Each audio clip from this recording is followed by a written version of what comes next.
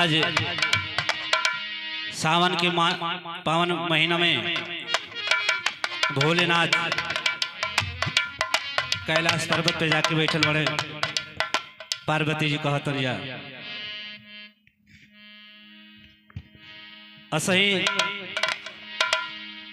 यह पत्थरे परे हमके झूठो लिया के परेशान करत रह। दुनिया के महल अटारी देले वा घामे घामे हमके परेशान झूठो करत बस बे का कहत रही इसे भैया।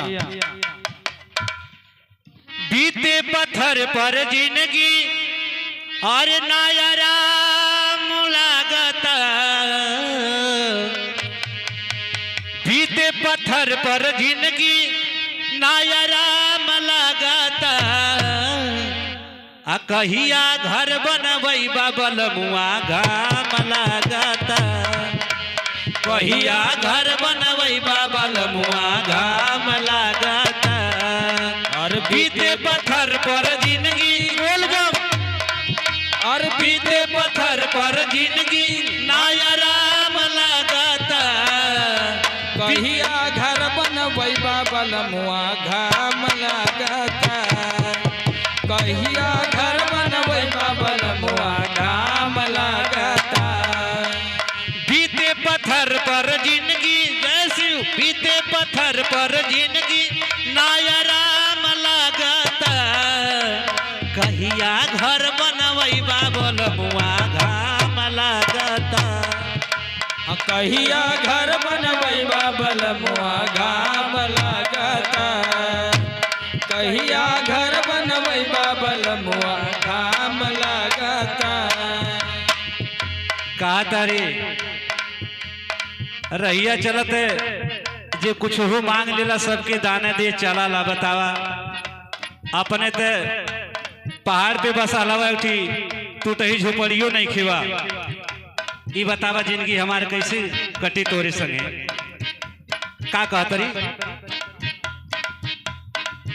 गातर गतार चुए टूटा ही पालानी। गातर गतार चुए ही पालानी। गातर गतार बरसे लसावन राजा हम भी गातानी। बरसे लसावन राजा हम भी जातानी। बरसे लसावन राजा हम भी जातानी। गातर गतार चुए टूटा ही पालानी।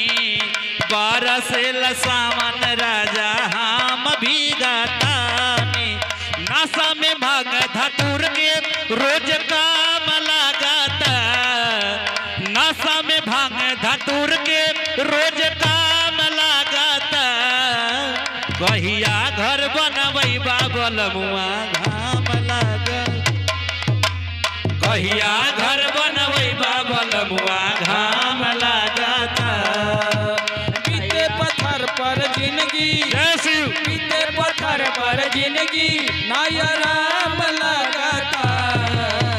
कहिया घर बनवई बाबल मुआ घाम लागता। कहिया घर बनवई बाबल मुआ घाम लागता। का तारी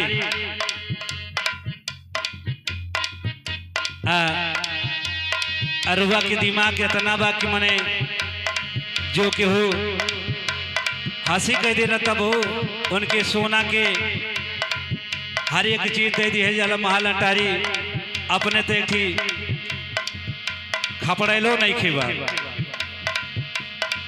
सोनावा के लंका दान कोई दिहल रावण के। सोनवा के दान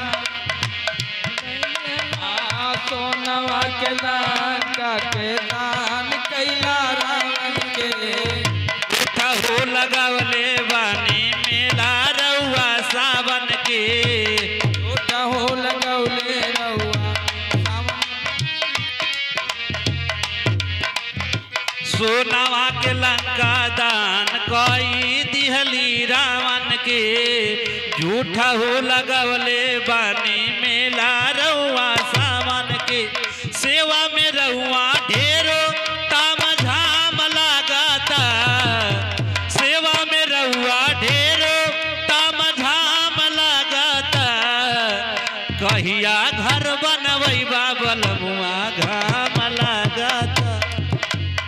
कहिया घर बनवै बलमुआ घाम लागता कहिया घर बनबै बलमुआ घाम लागता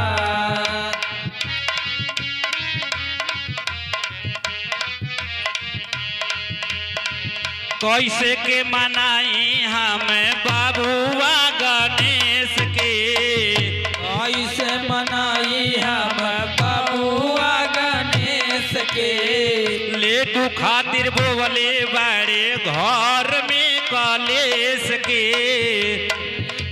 बोले बड़े घर में कलेश के कैसे के मनाई हम बाबुआ गणेश के लेटू खातिर बोले बाड़े घर में कलेश के पूजन लहारी संगे भीड़ तमाम लागल बा पूजन लहारी संगे भीड़ तमाम लागल बा कहिया घर बनवै बलमुआ घाम लागत और कहिया घर बनवै बलमुआ घाम लागत कहिया घर बनबै बलमुआ घाम लागता बीते पत्थर पर जिंदगी नया राम लगाता बीते पत्थर पर जिंदगी नया राम लगाता